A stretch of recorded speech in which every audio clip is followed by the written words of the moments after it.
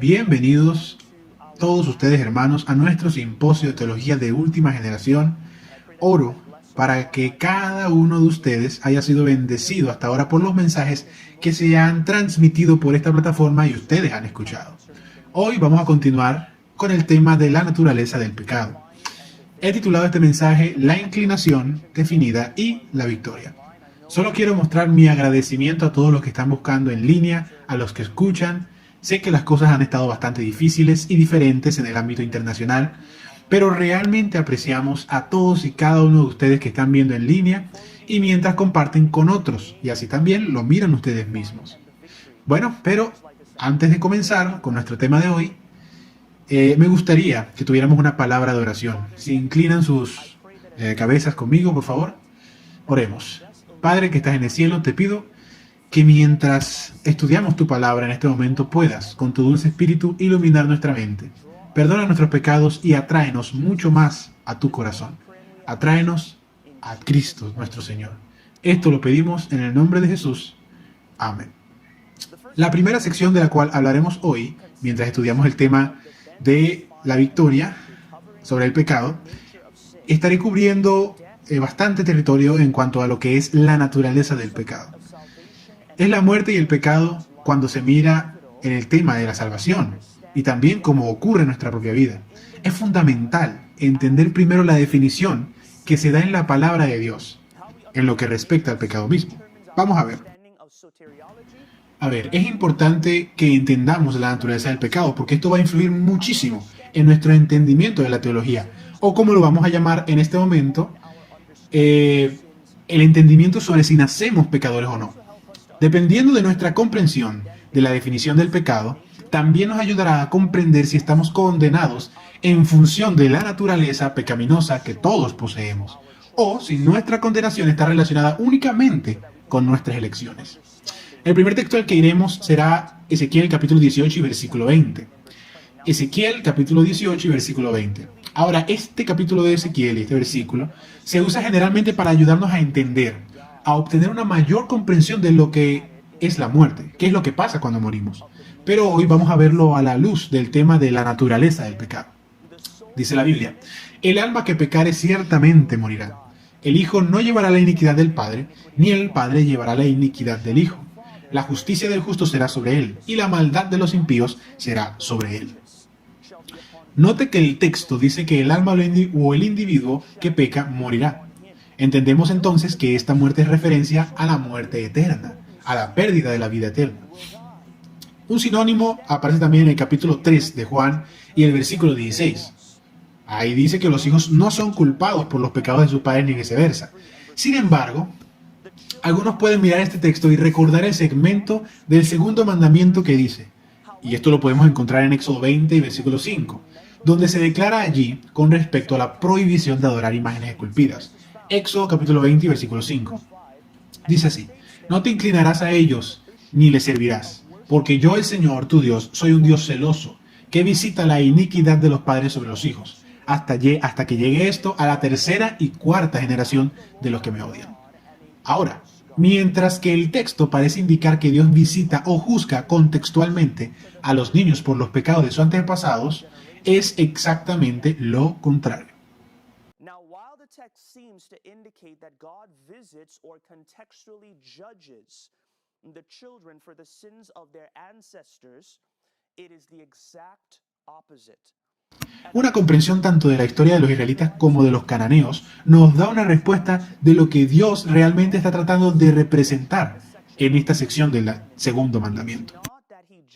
No es que Él juzga a las generaciones presentes por los pecados de las generaciones pasadas, sino que juzga a las generaciones presentes en relación con los pecados de sus antepasados, porque ellos, la generación actual, continúan cometiendo o practicando esos mismos pecados.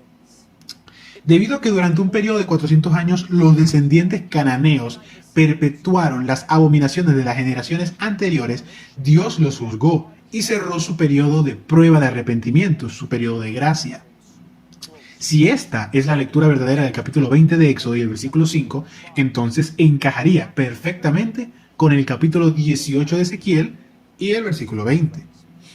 En otras palabras, El alma, en el caso de Éxodo 20, versículo 5, el israelita o la persona que elige hacer los mismos pecados de las generaciones anteriores, no se le juzgará por lo que su padre hizo, sino porque él o ella pecó con ese mismo pecado en su vida.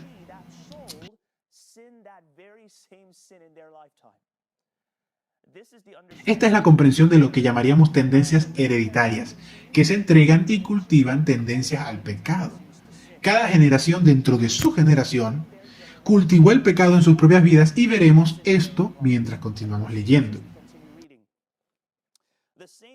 La misma idea se repite aún más en el Nuevo Testamento, específicamente en Romanos capítulo 5 y versículo 12. Y dice, por lo tanto, como por un hombre, estamos hablando de Adán, el pecado entró en el mundo y la muerte por el pecado, y así la muerte pasó a todos los hombres. Note la razón por la que mencionamos esto en nuestro panel de discusión anterior, por qué todos hemos pecado. Pensarías que el verso hubiera terminado diciendo que la muerte pasó a todos los hombres, porque Adán pecó más bien. Entonces el texto apuntaría a la poderosa realidad de que hombres y mujeres puedan experimentar el salario de pecado, que es muerte eterna, porque ellos mismos eligen pecar. Por lo tanto, no somos juzgados ni condenados por el pecado de Adán, amigos, sino porque elegimos seguir el ejemplo de Adán.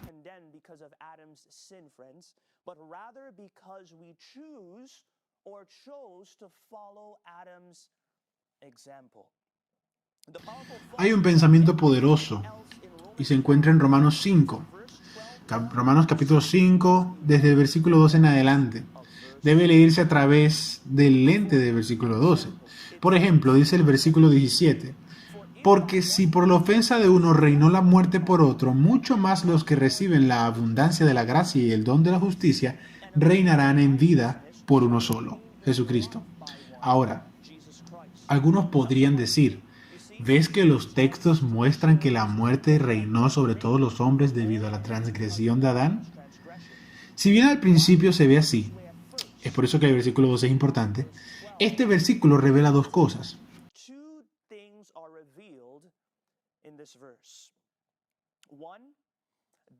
La primera, la muerte a la que se hace referencia aquí no es la muerte temporal de esta vida, sino la muerte eterna en sí.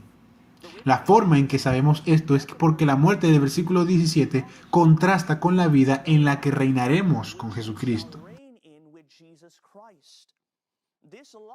Esta vida es mencionada al final del versículo 17. Apocalipsis capítulo 5 y versículo 10 se refiere a esta vida eterna cuando dice, y nos ha hecho reyes y sacerdotes para nuestro Dios, y reinaremos en la tierra. Note que el texto dice que reinaremos en la tierra. La idea que está comunicando es que el tiempo de los santos llegará cuando Cristo venga. El tiempo de los santos reinantes. En la tierra, aún en su futuro, sabemos que el futuro será después del periodo del milenio. Es el futuro al que nos referimos. Es cuando Jesús declara que los mansos heredarán la tierra en el capítulo 5 y el versículo 5. En segundo lugar, si leemos el versículo 17 a través del lente del versículo 12, lo que el versículo 17 realmente está diciendo es que por un hombre, la ofensa de Adán, reinó la muerte, porque todos después optaron por seguir los pasos de Adán. Eligieron seguir su ejemplo. Otra cosa también es que si la vida a la que se hace referencia al final del versículo 17 es la vida eterna. Amigos, entonces sabemos que la vida eterna no se transmite simplemente, ¿cierto? No es algo mágico o algo automático. La vida eterna, cuando se trata de la vida eterna, no solo pasa de una generación a la siguiente, sino que se da como un regalo. La persona que la recibe debe elegir primero recibirla, ¿cierto? Por lo tanto, la última parte del versículo 17 dice mucho más que los que reciben abundancia de gracia y el don de la justicia reinarán en vida por uno solo, Jesucristo. Por lo tanto, la recepción de la vida eterna o la muerte eterna vienen sobre la base de que uno elija uno o el otro. Si eso tiene sentido, ¿le están entendiendo, no? El versículo 18 es otro versículo que se usa comúnmente para propagar la idea de que el juicio viene sobre todos, debido a la transgresión de Adán. El versículo dice: por tanto, así como por la transgresión de uno vino la condenación a todos los hombres, así también por la justicia de uno vino a todos los hombres la justificación de vida.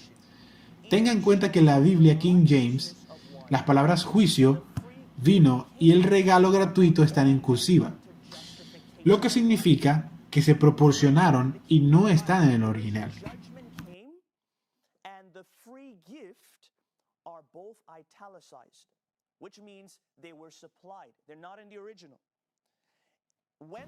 Cuando el versículo se lee sin estas frases, se conecta y concuerda fácilmente con el contexto, en el que estamos leyendo el versículo 18.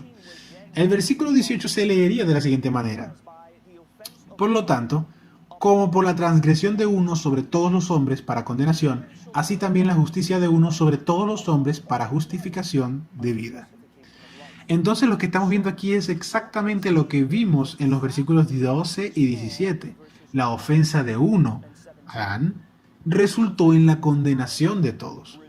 ¿Por qué? El versículo 12 nos dice: porque todos pecaron, ¿cierto? Todos los hombres eligen seguir o eligieron seguir el ejemplo de Adán. Por lo tanto, la condenación les llega no por el pecado de Adán, sino por el suyo propio. Sus propios pecados, amigos, trajeron esta condenación.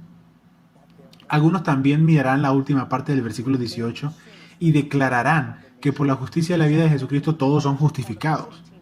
Probablemente algunos de ustedes han oído hablar de esta enseñanza, porque así lo afirma por la justicia de Cristo, ¿no? De uno, de Jesús. Sobre todos los hombres para justificación de la vida. Por Jesús, por medio de Jesús, todos somos justificados. Eso es lo que dice esa enseñanza. Pero leemos que ¿quiénes son realmente los que son justificados? Todos son los que reciben la justificación o justicia. Está específicamente en el versículo 17 y dice allí: mucho más los que reciben, una, la abundancia de gracia, y dos, el don de la justicia, reinarán en vida por uno, Jesucristo. Por lo tanto, ¿quiénes son son todos los condenados? Particularmente los que eligieron el pecado y siguieron el ejemplo de Adán, ¿cierto? Porque va a haber un grupo que se perderá, un grupo bastante grande. ¿Quiénes son los todos? Esos los que son justificados para vida. ¿Quiénes son estos? Nada menos que aquellos que eligieron recibir la justicia de Cristo, que resulta en vida eterna, sin duda, al recibir esta preciosa justicia. También recibimos el poder de seguir su ejemplo, ¿cierto? Por lo tanto, mediante este análisis contextual entendemos lo que significa el versículo 19 cuando luego dice: porque así como por la desobediencia de un hombre muchos fueron hechos pecadores, por la obediencia de unos muchos serán justificados. Por lo que vimos antes, no tuvo nada que ver con ser hecho pecador por nacimiento. Note que el texto no dice que la antítesis también es cierta. Nadie está hecho. Y sabemos esto, que nadie es hecho justo por nacimiento, o muchos fueron hechos pecadores, según los versículos 12 al 17. Esto es por elección. Y después muchos fueron justos por esa misma elección, porque eligieron a Cristo. Incluso el nuevo nacimiento viene con la condición de recibir a Cristo en el corazón. Tanto la elección de pecar como la elección de recibir la justicia del Hijo de Dios. Esa decisión es nuestra. Both the choice to sin and the choice to receive the righteousness of the Son of God is ours. La hermana White lo expresa de la siguiente manera en la revista Sign of Times el 27 de junio de 1900 y dice así: seres humanos, y quiero que presten atención aquí, amigos, escuchen esto. Los seres humanos se han degenerado, uno tras otro caen bajo la maldición porque el pecado ha entrado en el mundo y la muerte por el pecado. Y aquí lo encontramos, aquí está, escuchen esto. Podemos elegir el camino de Dios y vivir, como también podemos elegir nuestro propio camino y morir. Y, fíjense en esta palabra, eso será un conocimiento, ese es un conocimiento en experiencia. La idea que se describe aquí es saber por experiencia cómo Adán fue afectado por el pecado y cómo entró al mundo, y por consecuente la muerte del pecado. Aquí sigue diciendo, en otras palabras, Dios no quiere que tengamos este tipo de experiencia interna. Él quiere alejarnos del pecado. Hay ciertas cosas que Dios nunca quiso que la humanidad tuviera conocimiento íntimo, amigos. y lamentablemente lo conocemos hoy. Hemos caído y tenemos por experiencia contacto con él. A veces hablo con los miembros de mi familia y me dicen, wow, ¿por qué Eva tuvo que participar al comer de la fruta? ¿Por qué tenía que hacer eso? Y después Adán, ¿por qué amaba a su esposa más que a Dios? ¿Por qué la siguió? Y hermanos, aunque dicen esto, hasta cierto punto culpando a Adán y Eva por cómo estamos hoy, yo siempre digo que estamos tomando las mismas decisiones hoy. Yo siempre veo que tenemos la oportunidad de tomar una decisión diferente a la que colocó el mundo a nuestra disposición. Pero nos cuesta elegirlo.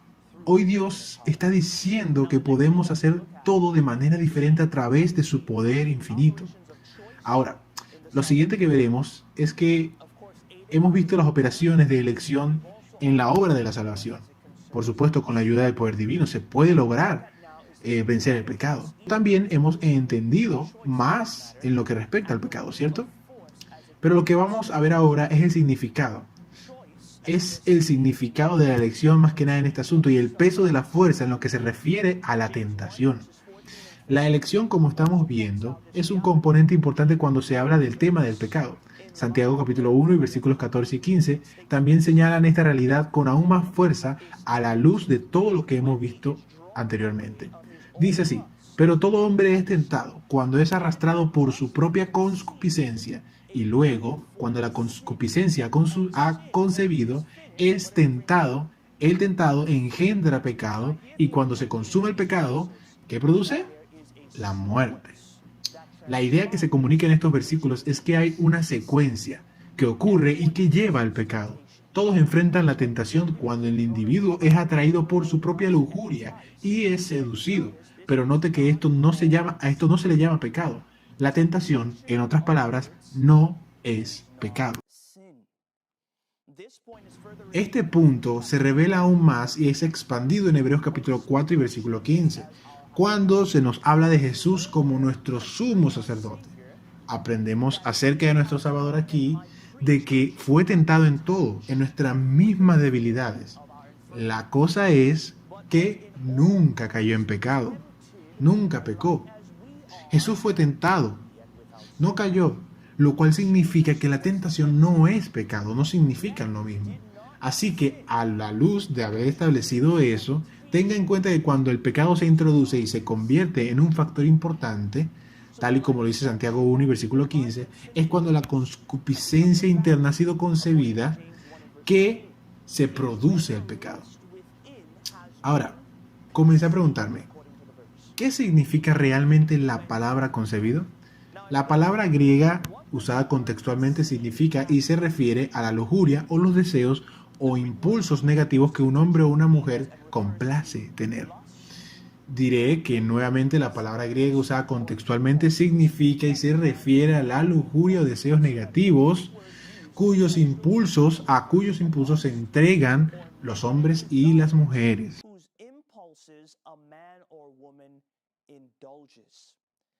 En otras palabras, cuando llega la tentación y la persona se entrega a sus deseos, es entonces cuando finalmente hemos pecado.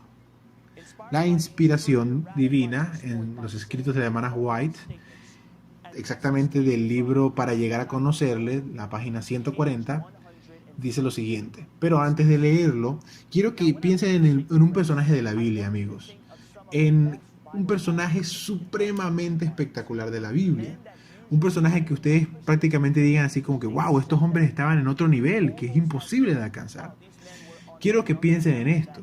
Piensen en un personaje como Daniel, o como José, o Enoc.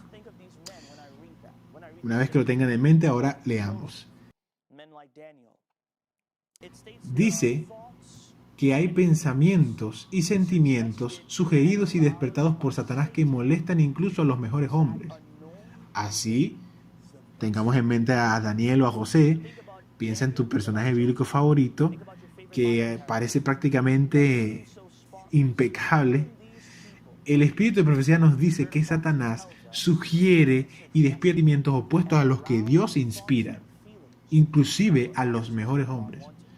Pero aquí está la buena noticia. Pero si no se aprecian, sigue diciendo, si se les repugna como odiosos, el alma no se contamina y nadie más se contamina por su influencia. The soul is not contaminated, and no other is defiled by their influence. So the soul is not contaminated with guilt and no other defiled by their influence.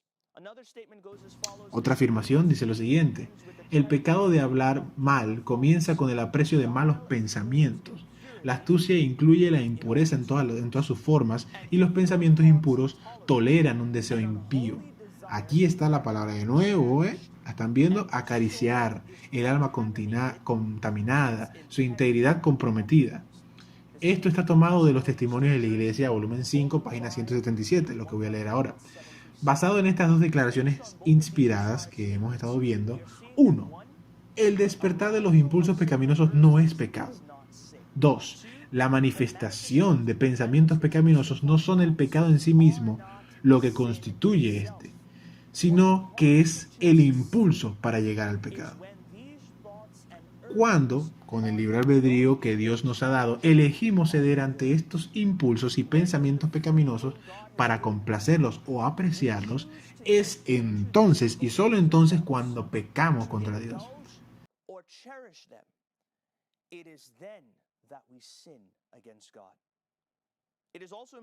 También es importante notar que incluso esa voluntad o esa libertad de elección no puede ser forzada. El diablo no puede obligarnos a pecar.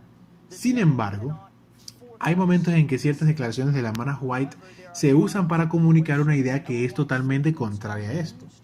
Por ejemplo, las dos siguientes declaraciones parecen dar la idea de que los hombres nacen pecadores y están conectados al pecado de Adán, que han sido heredados. Esta es tomado directamente de Signos de los Tiempos, del 13 de junio de 1900, y dice así: la caída de Adán en el Edén causó que todos pecaran, pero en el huerto de Getsemaní, Cristo bebió la amarga copa del sufrimiento y la muerte, y todo aquel que crea en él no perecerá, sino que tendrá la eternidad.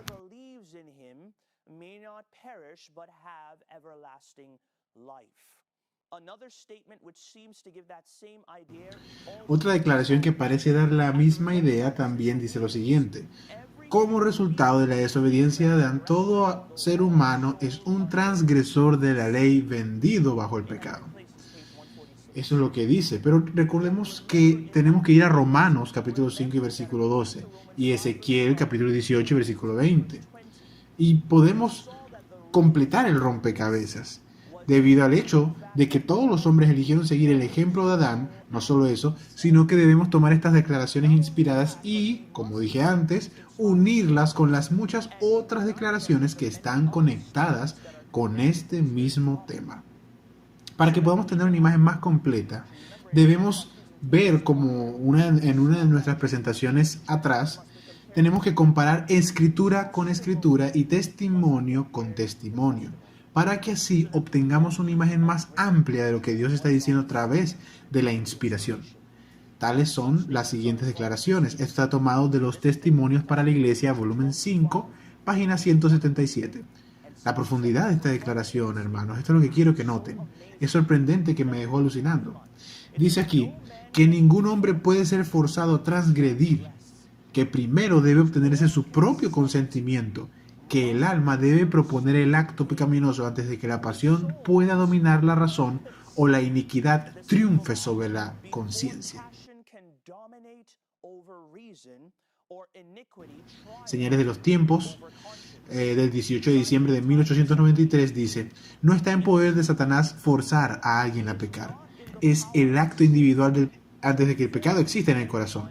Primero se debe dar el consentimiento de la voluntad y, tan pronto como se da, el pecado triunfa y el infierno se regocija. ¿Se imaginan? Pensemos en esto, cuando el pecado, cuando la tentación finalmente se presenta. Y es esto algo que me ha ayudado mucho a mí, que después de notar lo que pasa con la transgresión, yo he pensado muchas veces antes de cometer el pecado, porque entendemos que se regocijan los ángeles caídos.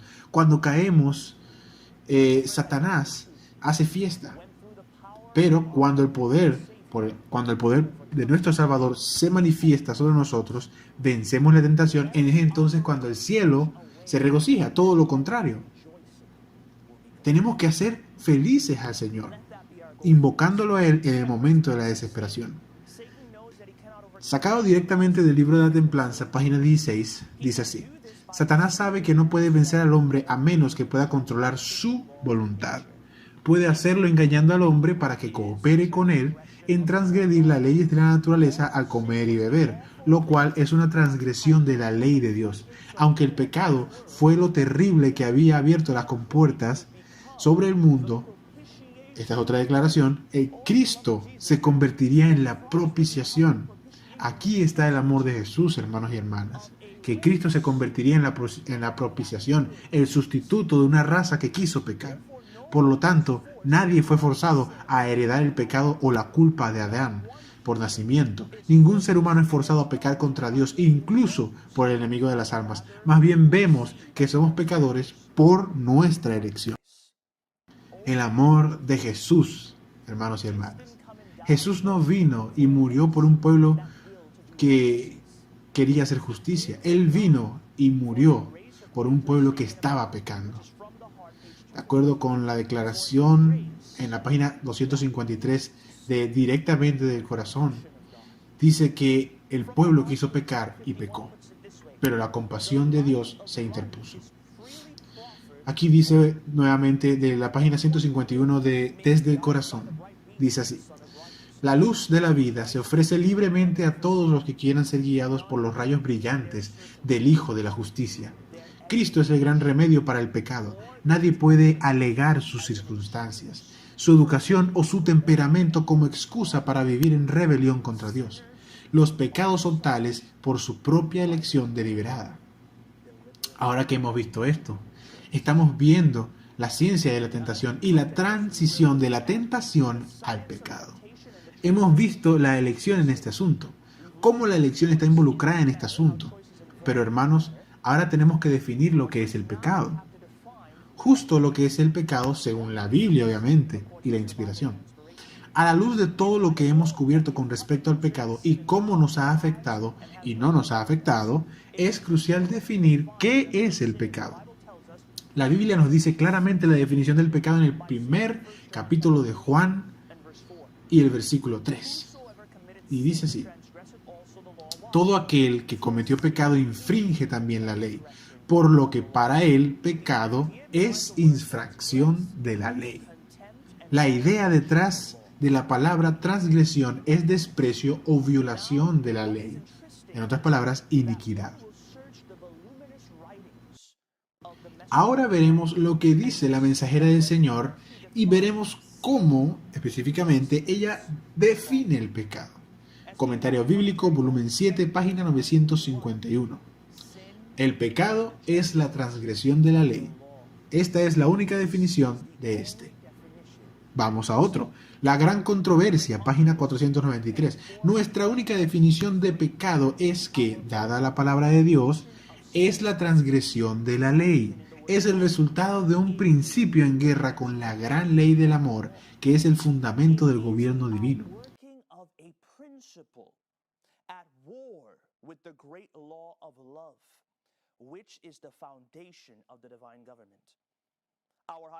Nuestra alta vocación, página 141, dice lo siguiente: ¿qué es llevar al pecador al conocimiento de sus pecados? A menos que sepa qué pecado es, la única definición del pecado es, en la palabra de Dios, la transgresión de la ley. Tenemos también aquí, sacado del boletín de la Conferencia General, el 2 de marzo de 1897. La única definición de pecado dada en la palabra de Dios es la transgresión de la ley. No es excusable y no tiene defensa ni justificación.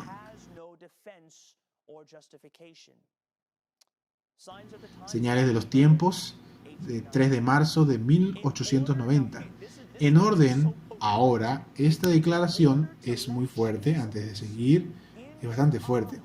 Y dice así, dice que para dejar entrar a Jesús en nuestros corazones debemos dejar de pecar. Es una declaración contundente. La única definición de pecado que tenemos en la Biblia es que es la transgresión de la ley. A la luz de estas claras definiciones que hemos visto, o una definición dado a través de múltiples declaraciones provenientes de la inspiración del espíritu de profecía y la Biblia, es esta. No hay más. Algunos podrían preguntarse, bueno, ¿qué pasa con el capítulo 14 y el versículo 23 de Romanos? Este texto parece dar otra definición de pecado. Dice, y el que duda es condenado, si come, porque no lo come por fe, porque todo lo que no es fe es pecado. Sin embargo, este texto se vuelve más claro cuando se conecta con el capítulo 11 y versículo 6 de los Hebreos. Allí la Biblia declara que sin fe es imposible agradar a Dios. Es como uno posee fe en la palabra de Dios, que es la extrapolación adicional de su ley, que somos incapaces de obedecer y agradar a Dios, pero, sin embargo, sí falta el ingrediente de la fe en Dios y sus mandamientos. Entonces, si no tenemos esto, estamos perdiendo el único poder posible para ganar a la tentación.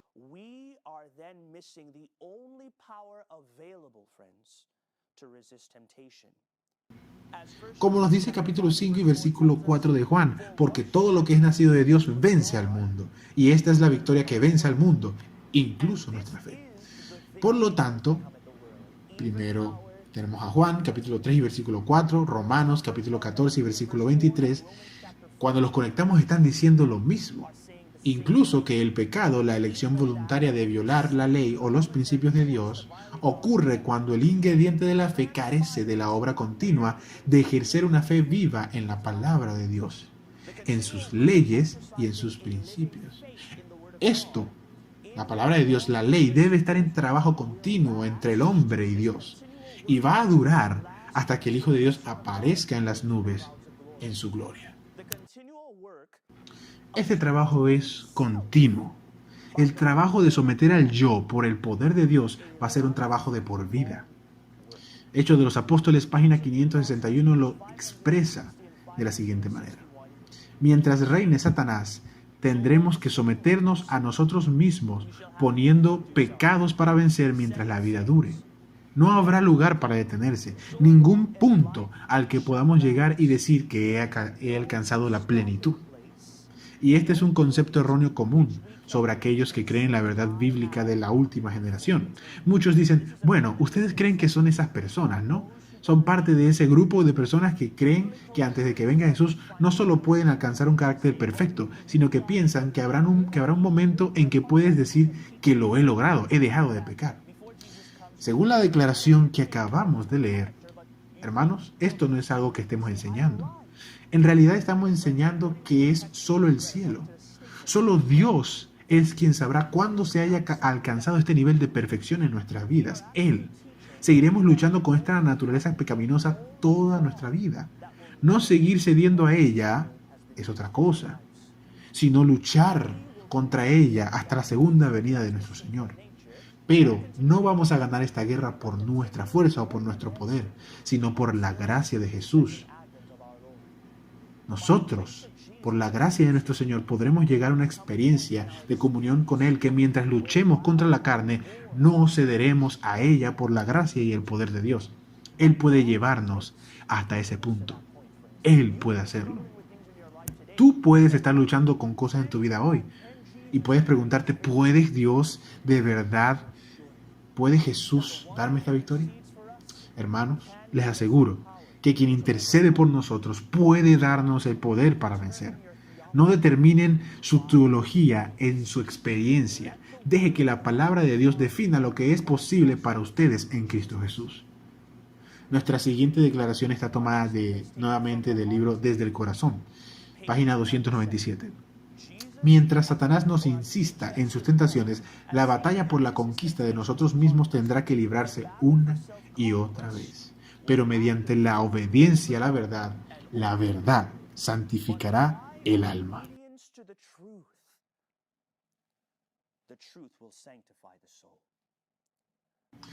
Ahora que hemos definido el pecado como una decisión voluntaria, un acto que primero se realiza en el corazón, debemos ver otro factor crucial a medida que se trata de lo que desempeña el diablo en un esfuerzo por atraernos a nosotros para disfrutar o apreciar el pecado. Este aspecto a saber es el aspecto de la naturaleza pecaminosa. Como hemos visto hasta ahora, no hemos heredado el pecado o la culpa de Adán. Sin embargo, el pecado de Adán dejó su posteridad, con una predisposición al pecado, una curva hacia el mal. Esto es lo que se refiere la Biblia cuando usa los términos el yo y la carne. Cuando Jesús le dijo a Nicodemo que lo que nace de la carne es la carne, básicamente está ayudando a Nicodemo a ver la realidad que el primer nacimiento fue uno. Ese nacimiento en el que hombres, mujeres y niños son propensos a seguir, que es la carne, también conocida como la naturaleza pecaminosa. Y es por eso que está la lucha, es por eso que existe la lucha. En lugar de seguir nuestra naturaleza pecaminosa a través del poder del Espíritu, cuando nos entregamos al Espíritu, seguimos la naturaleza divina. Dos aves, pero dos naturalezas diferentes. Una nos atrae a la maldad, mientras que la otra nos atrae a la justicia.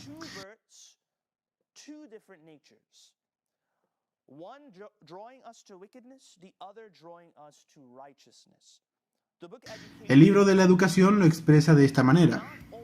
No solo el poder intelectual, sino también el espiritual. Una percepción de lo correcto, un deseo de la bondad, existe en cada corazón. Pero contra estos principios hay un poder de lucha y antagonismo.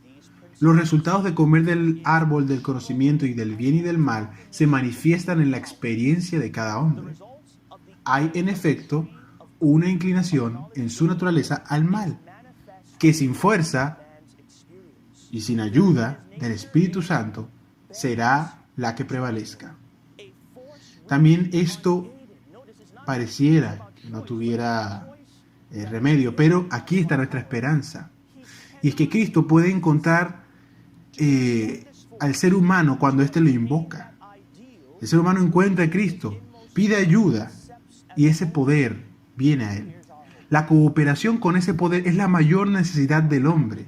En todo esfuerzo educativo, ¿no debería ser esta cooperación el más elevado objetivo? In all educational effort, should not this cooperation be the highest aim? That's taken from education. Seguimos con, y esto está tomado del primer párrafo de la página 29 de la educación. Esto es lo que dice. Estamos viendo la realidad de que heredamos algo de Adán como resultado de su caída. Sin embargo, no fue su pecado o su culpa, sino una naturaleza caída, la predisposición al pecado que se adquirió después de la caída de los hombres. Ahora, algunos pueden decir que ¿qué pasa con el Salmo 51 y el versículo 5 y el Salmo 58 y el versículo 3? ¿Se acuerdan lo que dice ahí, no? Cuando David dice en el Salmo 51 y el versículo 5, he aquí en maldad fui formado y en pecado me concibió mi madre.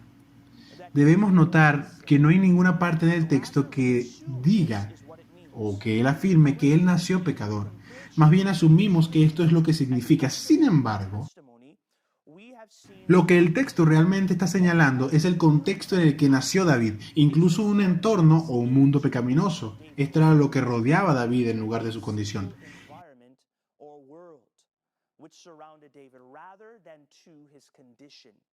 El Salmo 58 y el versículo 3 dice, los malvados se alejan del útero, se extravían tan pronto como nacen, hablando mentiras. Note que el texto dice los malvados y no toda la humanidad, no los hombres en general. Dice los malvados. Note por qué se extravían y esto es poderoso. Estas son algunas declaraciones poderosas aquí que nos revelan por qué se extravían desde el útero. En la revista Review and Herald del 28 de marzo de 1893 dice esto. A los niños se les deja que surja esto en lugar de ser entrenados. Los pobres pequeños se piensa que no saben o no entienden una corrección a los 10 o 12 meses de edad y comienzan a mostrar terquedad desde muy pequeños. ¿Por qué? ¿Por qué pasa esto?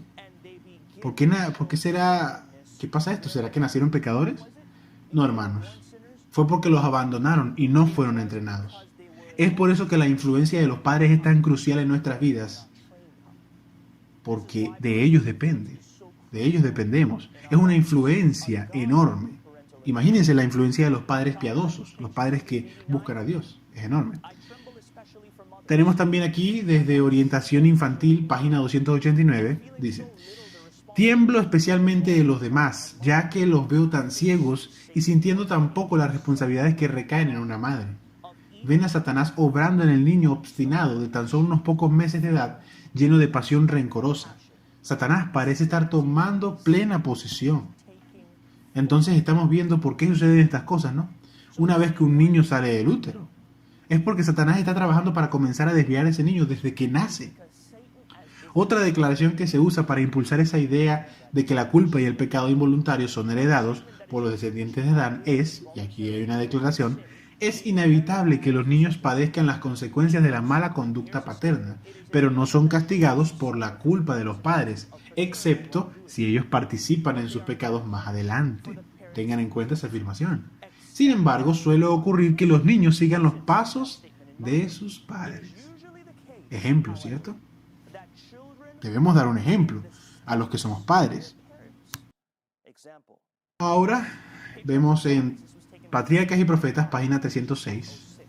Ahora observemos, antes de leer, dos cosas en la declaración. Noten esto bien. Pero ellos, refiriéndose a los hijos, no son castigados por la culpa de sus padres, excepto por participar en sus pecados. Entonces la idea de que el niño hereda la culpa de los padres o incluso es castigado por ellos, la podemos tirar por la ventana, mis hermanos. En segundo lugar, la declaración establece que es inevitable que los niños sufran las consecuencias de las malas acciones de los padres. Tengan en cuenta que los niños sufren las consecuencias de las malas acciones de los padres cuando ellos participan. Entonces, hay una transmisión de las consecuencias de los pecados. Pero en ninguna parte esta declaración dice que hay una transmisión del pecado en sí, ¿cierto? En conclusión, a la luz de todo lo que hemos visto hasta ahora, ¿a qué podemos llegar?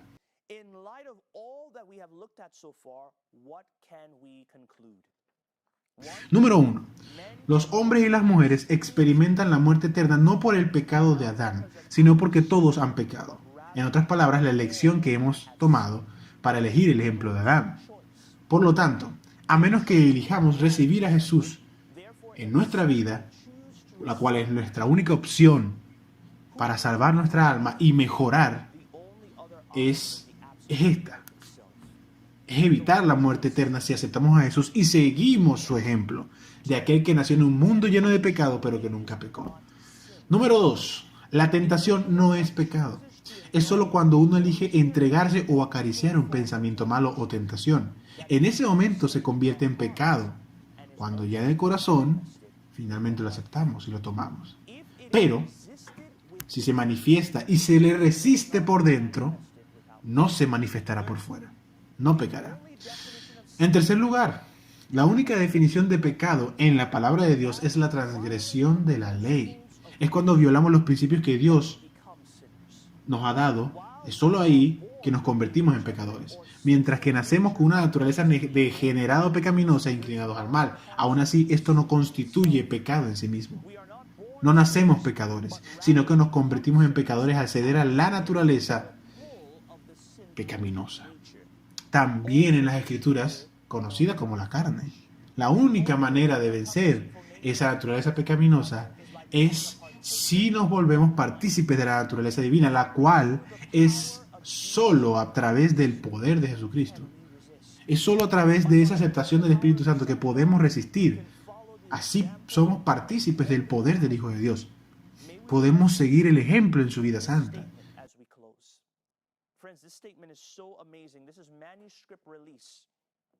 Esto es de Manuscript Releases, volumen 9, página 238. Dice lo siguiente: cuando vemos la condición de la humanidad hoy, surge la pregunta en la mente de algunos: ¿es el hombre por naturaleza total o totalmente depravado? ¿Está irremediablemente arruinado? No, no lo está. El Señor Jesús dejó las cortes reales y tomando nuestra naturaleza humana vivió una vida tal que todos puedan vivir en la humanidad. Por lo que la justicia en carne de pecado, Jesús reveló la vida que el hombre puede vivir siguiendo su ejemplo. So, righteousness in sinful flesh. Jesus revealed that the life that man can live through following his example. Podemos perfeccionar una vida en este mundo, que es un ejemplo de justicia y superación como Cristo nos ha dado un ejemplo en su vida. Continúa revelando que la humanidad puede conquistar como Él, el gran modelo, el cual conquistó. It continues revealing that humanity may conquer as he, the great pattern, conquered. Hermanos, al cerrar hoy, lo que Dios nos está revelando es la realidad de lo que se ha manifestado en la vida de Cristo y la verdad que puede manifestarse en mi vida y en su vida. Pero debemos conectar nuestra voluntad con la reserva del poder omnipotente y mientras hacemos esto, los pasos de Cristo en realidad nos dicen que nuestra voluntad unida con la infinita se convierte en una voluntad omnipotente.